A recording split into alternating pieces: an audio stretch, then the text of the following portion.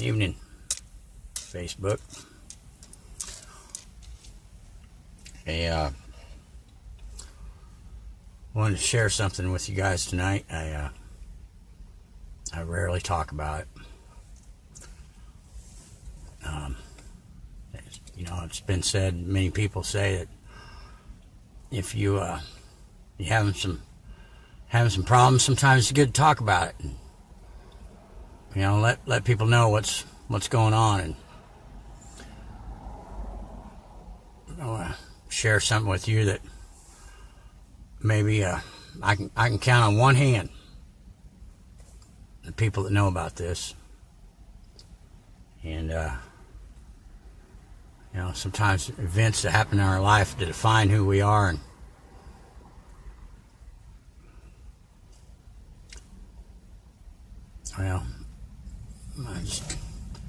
and we hold on to images and symbols and monuments. We pay tribute to things.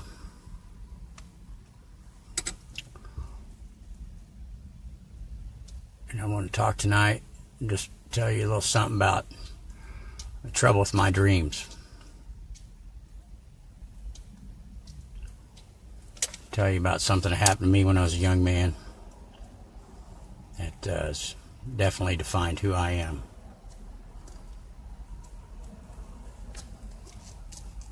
As the summer of '94, I was in California, and I was on my way to Missouri. A little, I just call it a little none of your business kind of trip. It doesn't matter why, I just was. And I need to get to Missouri. And I've been driving all night from California. I was on the east side of Arizona. And it was pretty quiet out there on the highway that night.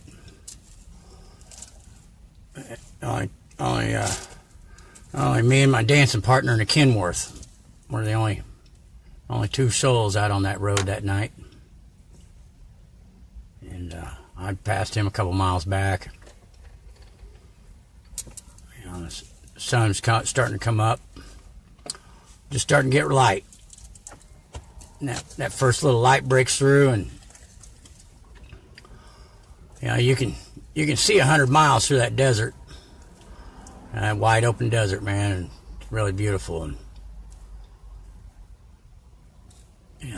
you can see 100 miles to the next horizon. And way up on that horizon, I can see where the highway had been cut out in the hill. Saw my next pit stops up there. That's where I'm going to stop. And as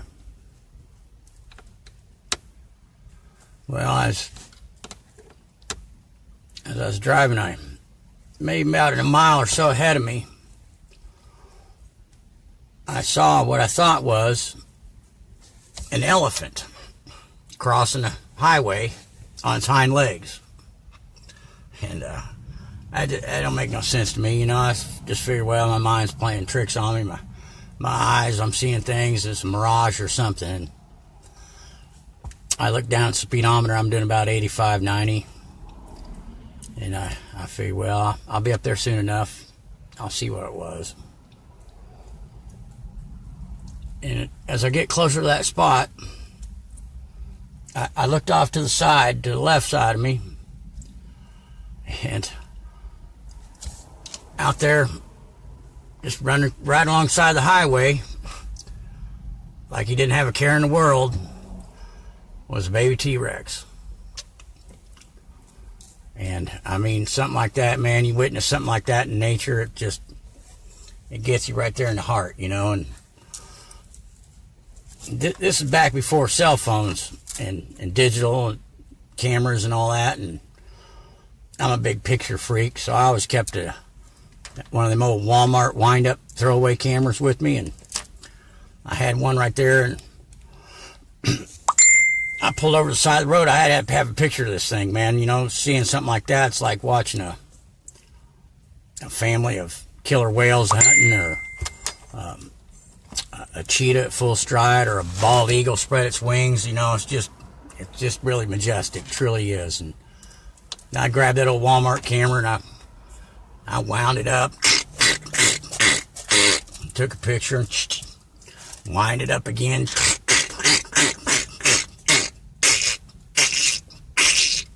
Take a picture.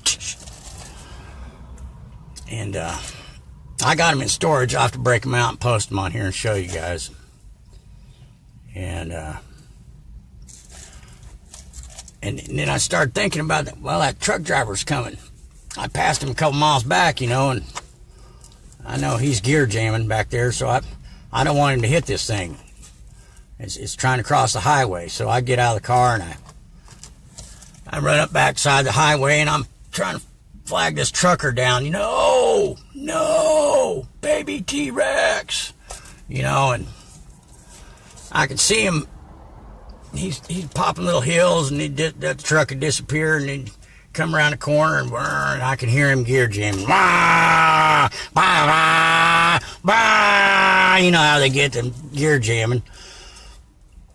And he's coming on strong. And he topped that last little hill, and he saw me trying to flag him down. He locked up the brakes. You know how the big rigs get when they lock up the brakes, they start wheel hopping. And that trailer's just swaying like this, and I can see that big old fat truck driver. He's fighting that wheel, trying to keep that truck from going off the road, and he's doing everything he can to save it and not hit that baby T-Rex, but it's too late. He hit it. Just goes up under the tires, and finally he gets that truck stopped, and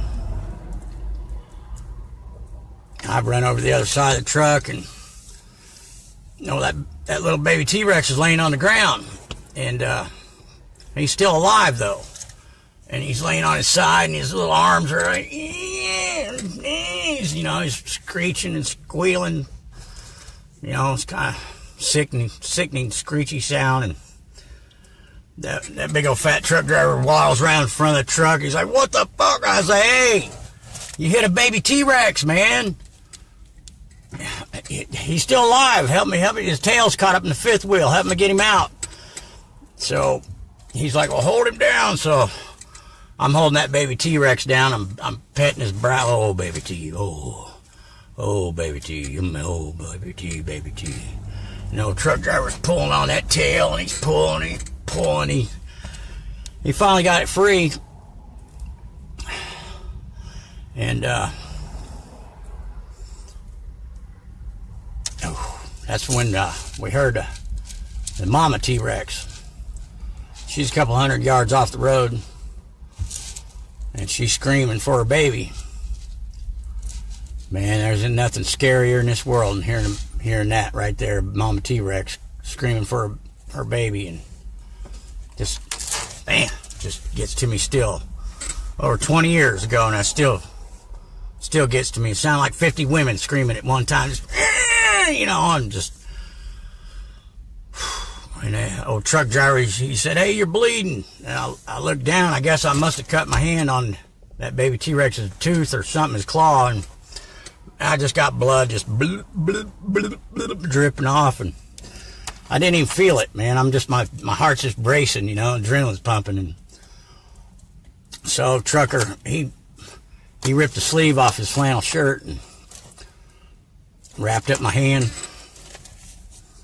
Try to stop the bleeding. And he's like, "We got to get in that truck, lock the doors." So we climbed up that Kenworth and locked up the doors, and oh, mama T-Rex, she's coming. Boom, boom, boom, boom, you know. And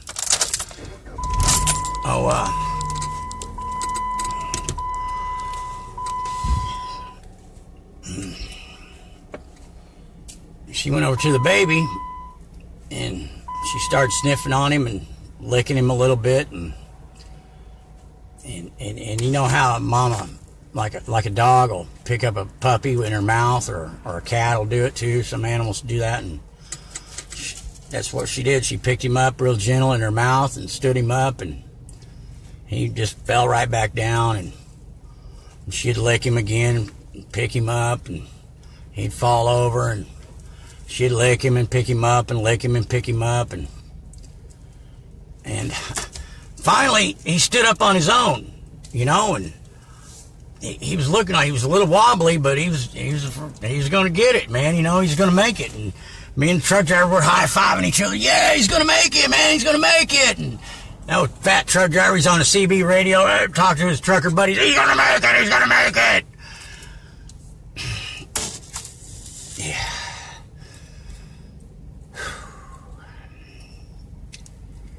And about that time,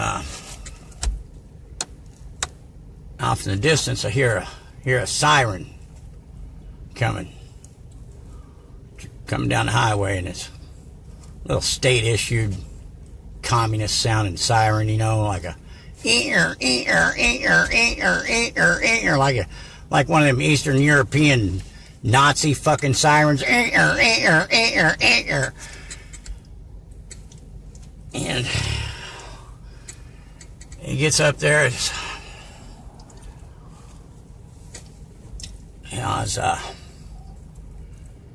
DOT on the scene. New Mexico's dickheads of transportation has arrived.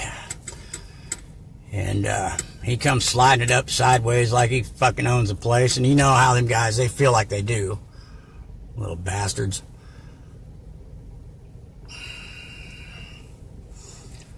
And he jumps out of that truck. And he gets out a double-barrel pump shotgun. And I'll never forget the way those things sound when you hear them pumped up. And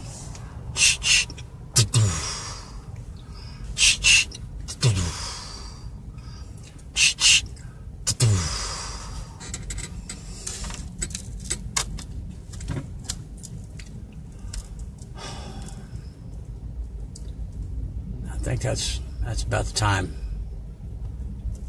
And time stood still for me right there. My whole life changed. And I about lost it. I came out of that truck just screaming at him, "Hey, what the you doing, man? You just shot a baby T-Rex and his mom in the back in the broad daylight." And he wheels that gun around on me, and he, "Shh. You want a piece?" And I just hung my head down. It's your world, boss. I'm just living in it.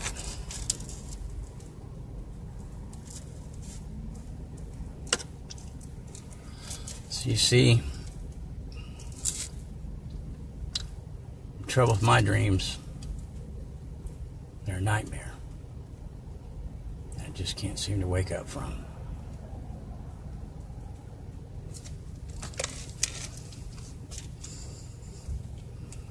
And I always honor and respect the baby T. And never forget it.